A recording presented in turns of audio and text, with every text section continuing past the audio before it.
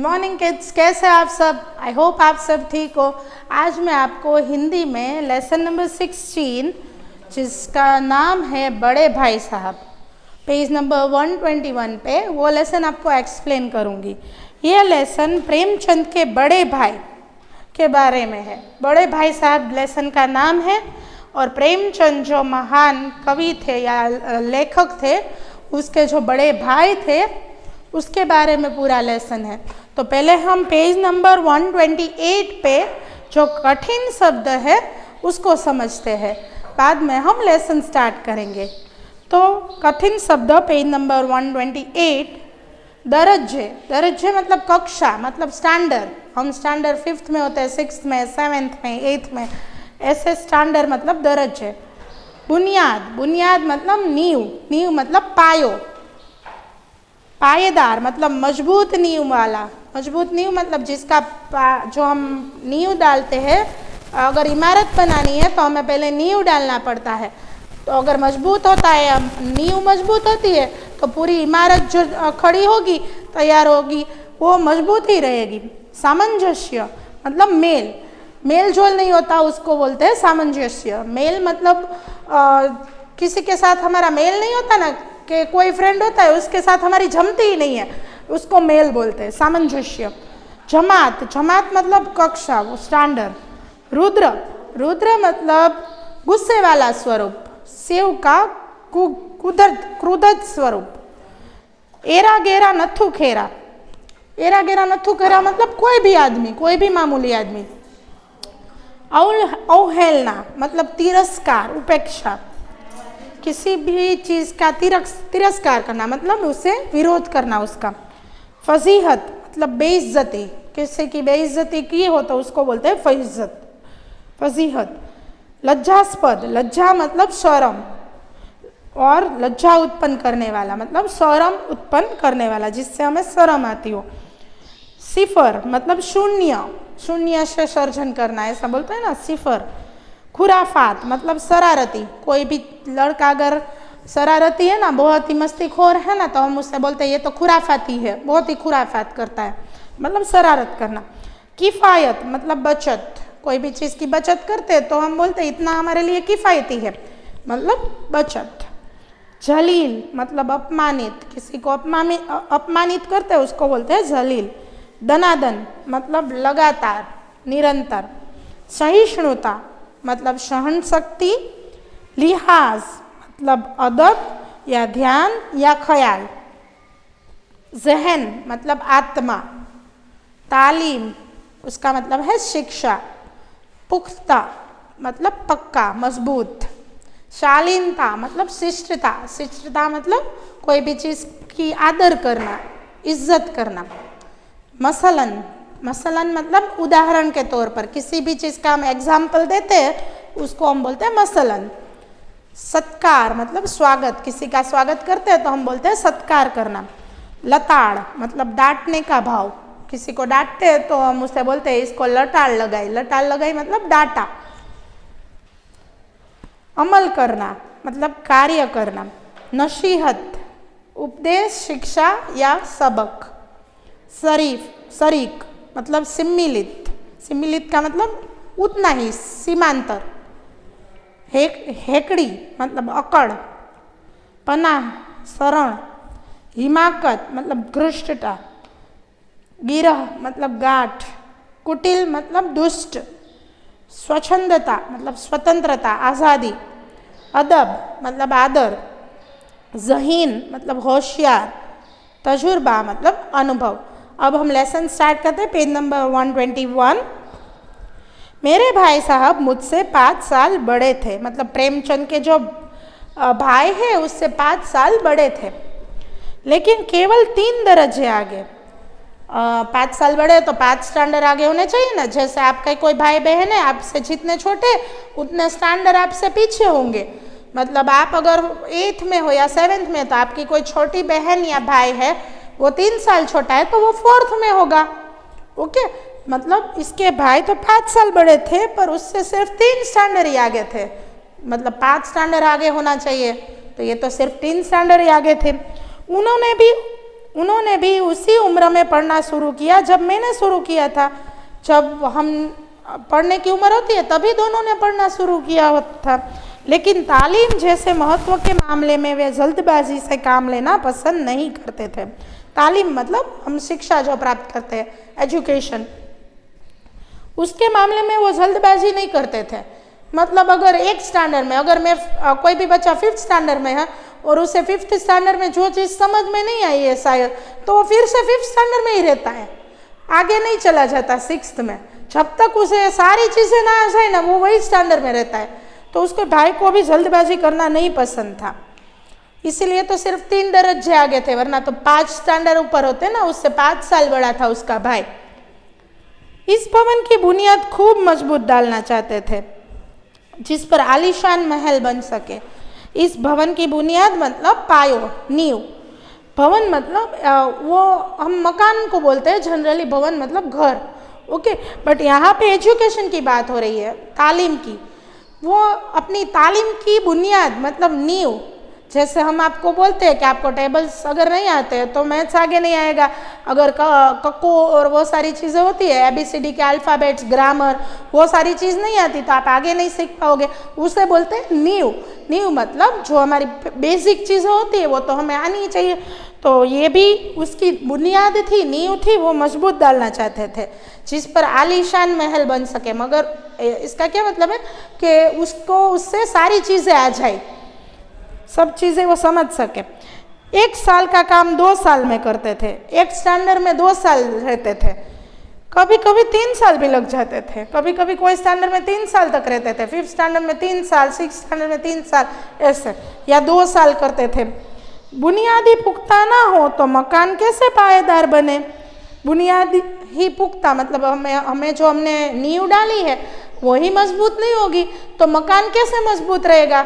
यहाँ पे एजुकेशन की बात हो रही है तो हमारे बेसिक चीज़ें ही हमें नहीं आती होगी, तो उस पे जो मकान मतलब अगर आगे के स्टैंडर्ड में बढ़ना है तो वो हमें कैसे याद रहेगा। मैं छोटा था, वे बड़े थे, मतलब उसके भाई बड़े थे उससे। मेरी उम्र 9 साल की, वे 14 साल के थे। वो जो प्रेमचंद था वो 9 साल का था और उसके भैया उससे 5 साल बड़े थे, मतलब 14 साल के थे। उन्हें मेरी निगरानी का पूरा और जन्मसिद्ध अधिकार था और मेरी शालीनता इसी में थी कि उनके हुक्म को कानून समझूं। उसका भाई बड़ा था तो क्या था उसका जन्मसिद्ध अधिकार, मतलब उसके छोटे भाई की देखभाल करना, निगरानी करना, तो उसका जन्मसिद्ध अधिकार था। और उसकी शालीनता मतलब उसका आदर किसमें था कि वो उसके भाई का सब कुछ माने, सब कुछ समझे। वे स्वभाव में बड़े अध्ययनशील थे, मतलब पढ़ाकू थे।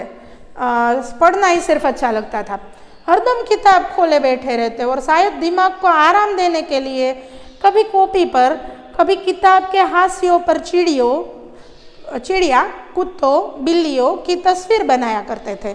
वो पढ़ाकू थे तो पूरा दिन पढ़ते रहते थे, पर कभी कभी पढ़ने से दिमाग को आराम भी चाहिए होता है। पूरा दिन तो पढ़ना अच्छा नहीं लगता, तो वो आराम करने के, दिमाग को आराम देने के लिए क्या करते थे कि कॉपी पर, कॉपी मतलब उसकी बुक पर या बुक पे जो हाशियों मतलब साइड पे जो लाइन होती है वहाँ पर तस्वीरें बनाया करते थे, बिल्ली की, कुत्ते की, चिड़िया की।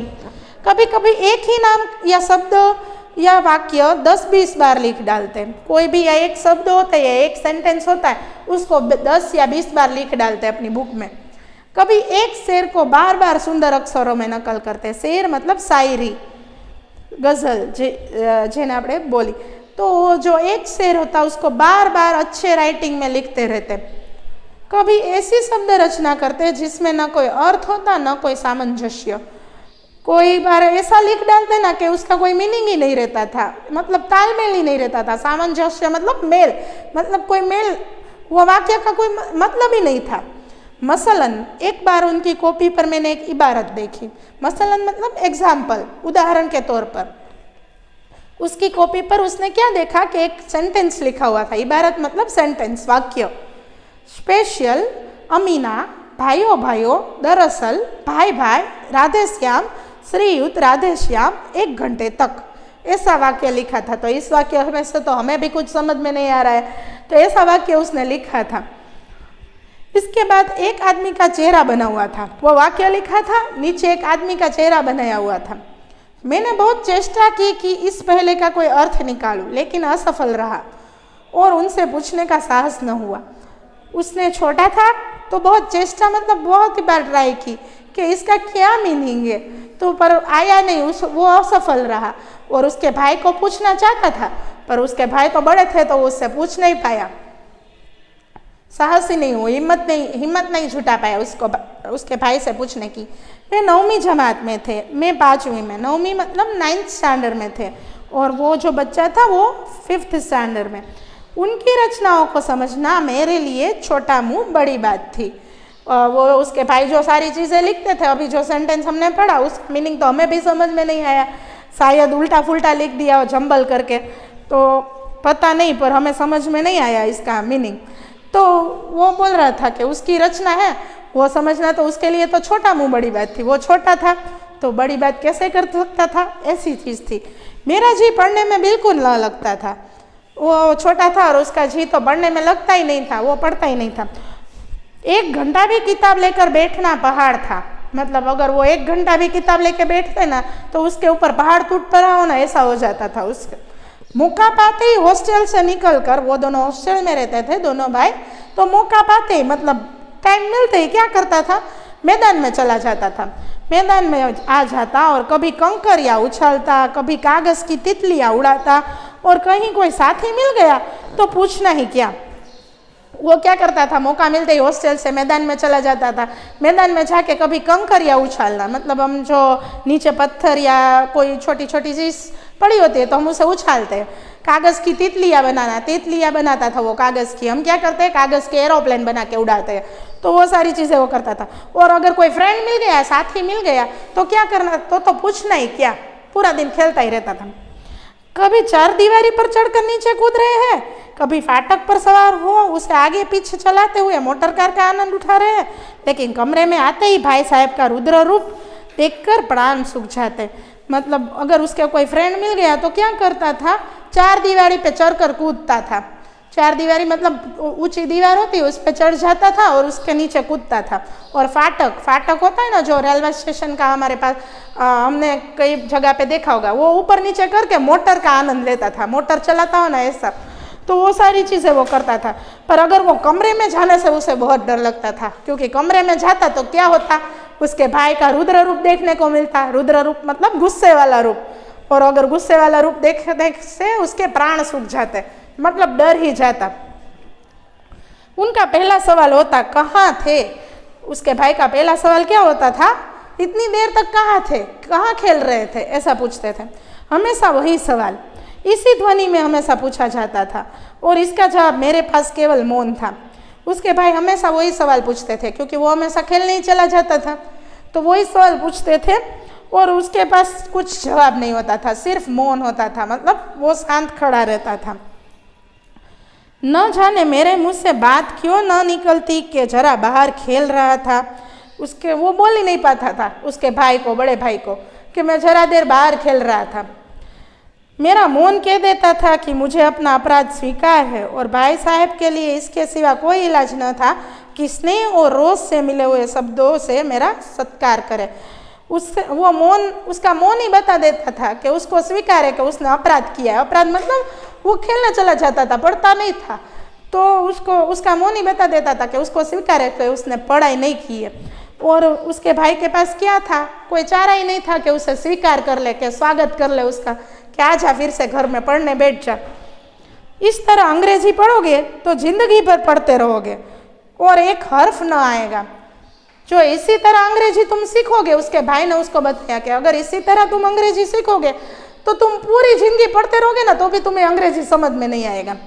अंग्रेजी पढ़ना कोई हंसी खेल नहीं है कि चाहे जो पढ़ ले, नहीं तो एरा गेरा नथु केरा सभी अंग्रेजी के विद्वान हो जाते। अंग्रेजी पढ़ना कोई मजाक नहीं है, ऐसा बताया उसके भाई ने उसे।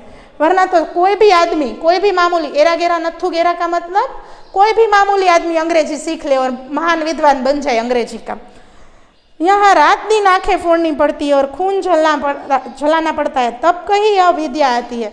रात दिन आंखें फोड़नी पड़ती है मतलब रात दिन पढ़ना पड़ता है, और बहुत ही अपनी एनर्जी वेस्ट करनी पड़ती है। खून जलाना मतलब एनर्जी वेस्ट करनी पड़ती है, तब कुछ हमें आता है समझ में। और आती क्या है, हाँ कहने को आ जाती है। इतनी देर पढ़ते हैं ना तो भी क्या आता है, उसमें से थोड़ा हाँ कहने को आ जाता है का मतलब थोड़ा बहुत आ जाता है। पूरी चीज़ तो समझ में आती ही नहीं है एक बार में, थोड़ा आ जाता है समझ में। बड़े बड़े विद्वान भी शुद्ध अंग्रेजी नहीं लिख सकते, बोलना तो दूर रहा। जिसे अंग्रेजी आती है, बड़े बड़े विद्वान का मतलब जिससे बहुत सारी अंग्रेजी आती है, वो भी शुद्ध नहीं लिख सकते। हाँ, बोलना तो दूर रहा, बोलना तो बहुत ही टफ है, हम बोल तो नहीं पाते, लिखना तो आता है, बोलना बहुत ही मुश्किल है।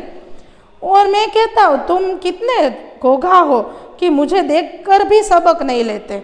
हम जिसे घोघा मतलब जो पढ़ने में वीक हो उसे हम बोलते हैं ना घोघा, तो घोघो छे मतलब वीक हो, ओके, ऐसा हम बोलते हैं, उससे बोलते हैं।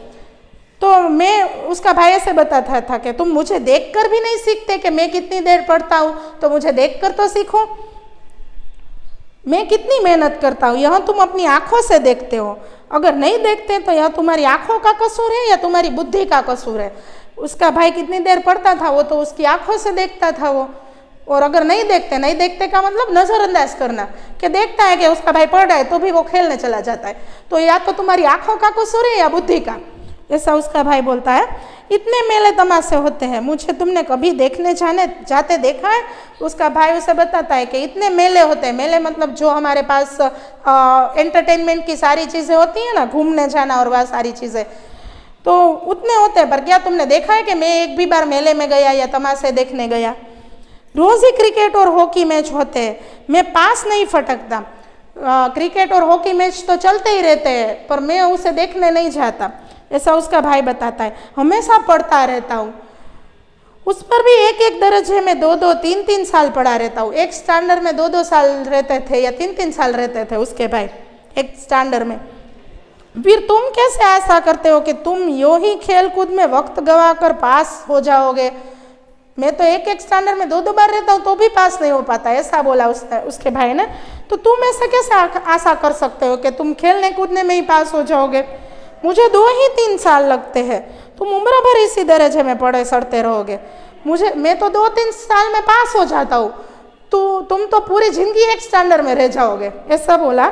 अगर तुम्हें इस तरह उम्र गंवानी हो तो बेहतर है घर चले जाओ, मजे से गुल्ली डंडा खेलो, दादा की गाढ़ी कमाई के रुपये क्यों बर्बाद करते हो? अगर तुम्हें ऐसे ही पढ़ना है तो घर चले जाओ, ऐसा बोला उसके भाई ने। मजे से गुल्ली डंडा खेलो जाकर, अपने पापा दादा की जो कमाई है, उसने मेहनत करके जो इकट्ठी की है पूरी कमाई, उसको क्यों बर्बाद करते हो? मैं यह लट्टाड़ सुनकर आंसू बहाने लगा। उसके भाई ने उसे डांटा। लट्टाड़ मतलब डांटना, गुस्सा करना। तो उसके आंख से आंसू बहने लगे। जवाब ही क्या था? उसके पास तो कोई जवाब ही नहीं था। अपराध तो मैंने किया था, लट्टाड़ कौन सा है? अपराध उसने किया था कि वो पूरा दिन खेलता ही रहता था, पढ़ाई नहीं करता था। तो अब उसे लट्टाड़ मतलब गुस्सा तो सहना ही पड़ेगा उसके भाई का। भाई साहब उपदेश की कला में निपुण थे, ऐसी लगती बातें कहते, ऐसे ऐसे सूक्ति बाण चलाते कि मेरे जिगर टुकड़े टुकड़े हो जाते और हिम्मत टूट जाती। उसका भाई बोलने में निपुण था, उपदेश कला में निपुण था, मतलब कुछ भी बोलने या बताने में निपुण था। उसके भाई बोलने में निपुण थे, मतलब एकदम अगर किसी को उपदेश देना हो तो वो बहुत ही अच्छा देते थे। तो ऐसे ऐसे बाण चलाते, शब्दों के बाण, शब्दों के तीर चलाते ना कि उसकी हिम्मत पूरी टूटी जाती। इस तरह जान तोड़कर मेहनत करने की शक्ति मैं अपने में न पाता था और उस निराशा में जरा देर के लिए मैं सोचने लगता, क्यों ना घर चला जाओ। वो छोटा बच्चा था अभी, तो उसको इतना मेहनत करना अच्छा नहीं लगता था कि जान तोड़कर क्यों मेहनत किया जाए, इतनी शक्ति क्यों बर्बाद की जाए, तो मैं क्यों ना घर चला जाऊँ, ऐसा वो सोचने लगता था। जो काम मेरे बूते से बाहर है उसमें हाथ डालकर क्यों अपनी ज़िंदगी खराब करूं? उसको पढ़ना अच्छा नहीं लगता था, तो वो ऐसे बताता था कि ये काम तो मेरे बूते से बाहर है। बूते से बाहर मतलब मैं नहीं कर सकूँगा, तो मैं क्यों अपनी ज़िंदगी खराब करूं? मुझे अपना मूर्ख रहना मंजूर था। उसे पूरी ज़िंदगी मूर्ख जैसे बिताना मंजूर था, पढ़ना नहीं था। लेकिन उतनी मेहनत, मुझे तो चक्कर आ जाता था। इतनी मेहनत से सोच कर ही उसे चक्कर आ जाता था। लेकिन घंटे 2 घंटे के बाद निराशा के बादल हट जाते और मैं इरादा करता कि आगे से खूब जी लगा कर पढ़ूंगा। थोड़ी देर ये ऐसा सोचता कि क्यों ना घर चला जाओ, इतनी मेहनत क्यों करूं। फिर बाद 2 घंटे के बाद फिर से ऐसा सोचने लगता था, इरादा करता था, मतलब कुछ इरादा करना कि मैं ऐसा करूँगा। तो वो क्या इरादा करता था कि बस अब मैं लगातार पढ़ाई करूँगा। चटपट एक टाइम टेबल बना डालता। टाइम टेबल तो बहुत सारे बच्चे बनाते हैं, पर फॉलो कोई कर पाता है कि मैं रोज़ इतना पढ़ूंगा, इतने घंटे पढ़ाई करूँगा, इतने घंटे ये करूँगा, पर हो नहीं पाता। कितने बच्चे कर लेते, कितने बच्चे से नहीं हो पाता। तो टाइम टेबल बना डालता जल्दी जल्दी कि मैं इतने घंटे पढ़ूंगा, इतने घंटे खेलूंगा, इतने घंटे टीवी देखूंगा। मतलब तब तो टीवी नहीं होंगे शायद, पर ऐसा टाइम टेबल बना डालता। बिना पहले से नक्शा बनाए, कोई स्कीम तैयार किए काम कैसे शुरू करे। अगर कोई चीज़ का नक्शा नहीं बनाया है और सीधा काम शुरू हो सकता है क्या? कोई भी चीज़ शुरू करनी है तो इसका प्लानिंग तो करना ही पड़ता है, सीधा काम कैसे कर सकते हैं। तो इसने भी कुछ प्री प्लानिंग नहीं की थी, सिर्फ बस काम करना शुरू कर। टाइम टेबल में खेल कूद की मत बिल्कुल उड़ जाती। टाइम टेबल में खेल कूद नहीं रहता था, सिर्फ पढ़ना रहता था। प्रातःकाल उठना, मतलब सुबह जल्दी उठना, ऐसा वो टाइम टेबल बनाता था, करता नहीं था।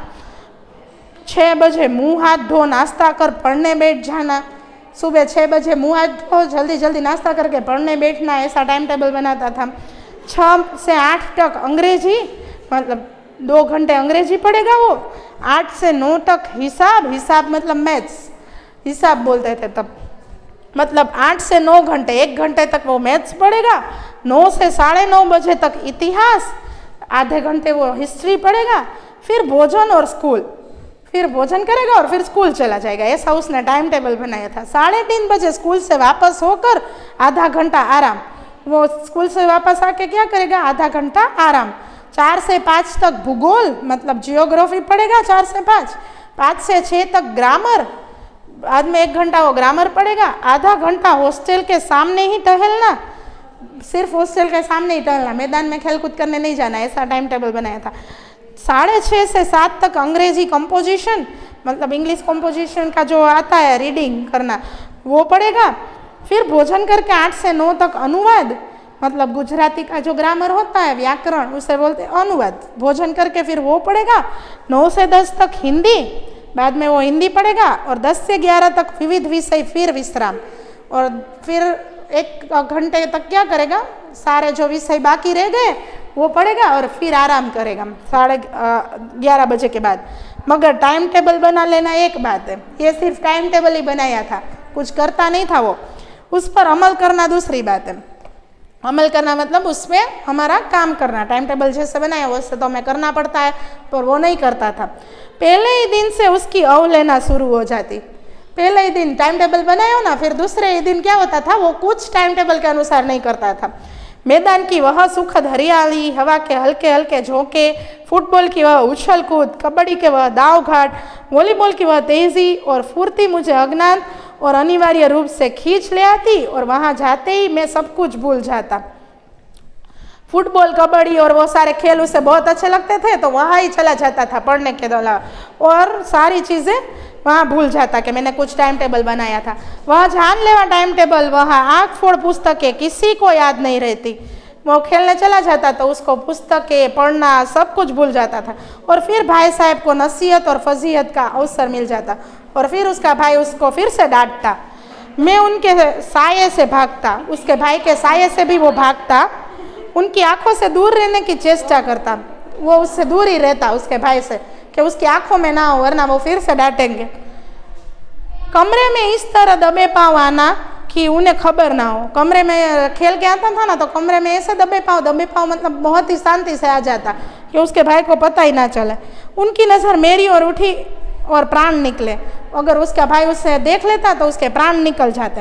हमेशा सिर पर एक नंगी तलवार सी लटकती मालूम होती। उसका भाई उसको डांटता रहता था तो एक तलवार लटक रही हो ना, ऐसा उसको लगता था। फिर भी जैसे मौत और विपत्ति के बीच में भी आदमी मोह और माया के बंधन में जकड़ा रहता है, मैं फटकार और धुड़कियाँ खाकर भी खेलकूद का तिरस्कार न कर सकता। अगर किसी को कितना भी डांटो तो क्या करते, तो भी उसको डांट का असर ही नहीं होता, और वो क्या करता? पूरा दिन खेलता ही रहता। तो आज यहाँ तक ही रखते हैं। इस चैप्टर का जो सेकेंड फेज है, मतलब दूसरा हिस्सा है, वो नेक्स्ट वीडियो में आपको समझाऊंगी। आई होप इतना आपको समझ में आया होगा। एंड कठिन शब्द है जो पेज नंबर 128 पे, वो आपको होमवर्क में लिखने हैं। Thank you kids, bye.